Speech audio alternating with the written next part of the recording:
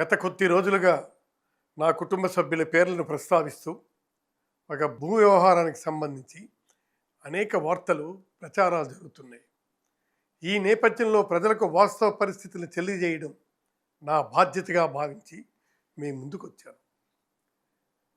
ముందుగా నేను ఒక విషయం చాలా స్పష్టంగా చెప్పాలనుకుంటున్నాను.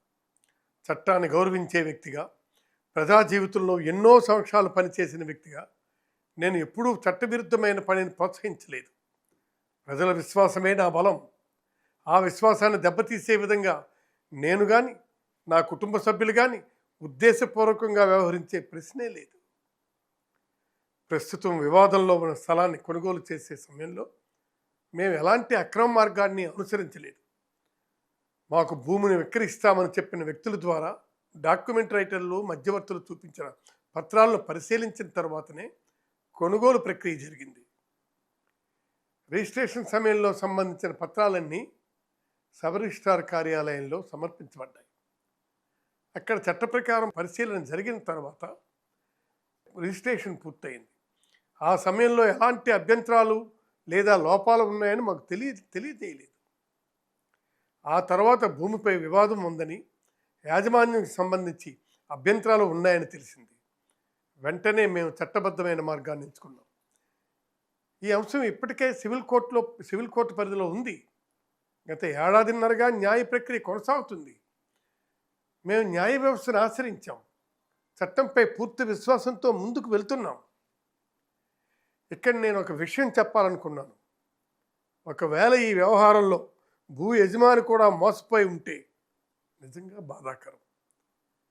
అదే సమయంలో మేము కూడా చట్టబద్ధమైన ప్రక్రియ ద్వారా డబ్బు చెల్లించి కొనుగోలు చేసిన వ్యక్తులము. అందువల్ల ఈ వివాదంలో మేము కూడా బాధితులమేనని మా అభిప్రాయం. సివిల్ కోర్టులో ఇప్పటికే విచారణ జరుగుతున్న సమయంలో ఇప్పుడు క్రిమినల్ కేసు నమోదు కావడం మాకు ఆశ్చర్యం కలిగించింది. ఈ అంశంపై మా న్యాయవాదులు చట్టపరంగా తమ వాదనలు వినిపిస్తారు. న్యాయస్థానమే వాస్తవాలు నిర్ధారిస్తుంది. ఈ కేసుల గురించి ఎలాంటి దర్యాప్తు జరిగినా మేము పూర్తిగా సహకరిస్తాం. చట్టం ముందు హాజరవుతాం. అవసరమైన ప్రతి పత్రాన్ని సమర్పిస్తాం. నిజం ఎప్పటికైనా బట్టబయలవుతుంది, బయటపడుతుంది. నమ్మకం మాకుంది. రాజకీయ జీవితంలో నేను ఎన్నో ఒడిదుడుకులు చూశాను, విమర్శలు కూడా ఎదుర్కొన్నాను. కానీ వ్యక్తిగతంగా ఎవరికి అన్యాయం చేయాలనే ఆలోచన నాకు ఎప్పుడూ లేదు. ఆ ఆలోచనే రాదు. ప్రజలు నన్ను ఎన్నో సంవత్సరాలు ఆదరించారు. ఆ విశ్వాసాన్ని నిలబెట్టుకోవడమే నా లక్ష్యం. ఈ సందర్భంగా మీడియా మిత్రులకు ఒక విజ్ఞప్తి చేస్తున్నాను. కేసు కోర్టు పరిధిలో ఉన్నందున దర్యాప్తు పూర్తి కాకముందే ఎలాంటి నిర్ణయాలకు రావద్దు. అన్ని కోణాలను ప్రజల ముందుకు తీసుకురావాలని కోరుతున్నాను. నేను చివరిగా ప్రజలకు ఒక్కటే చెప్పాలనుకుంటున్నాను. నాకు భారత రాజ్యాంగంపై, న్యాయ వ్యవస్థపై పూర్తి నమ్మకం ఉంది. నిజం మా వైపు అంటే న్యాయం తప్పకుండా జరుగుతుంది. చట్టం ఏ నిర్ణయం తీసుకున్నా దాన్ని గౌరవిస్తాం. మీ అందరికీ మీ తమ్మినేని సీతారాం. నమస్కారం.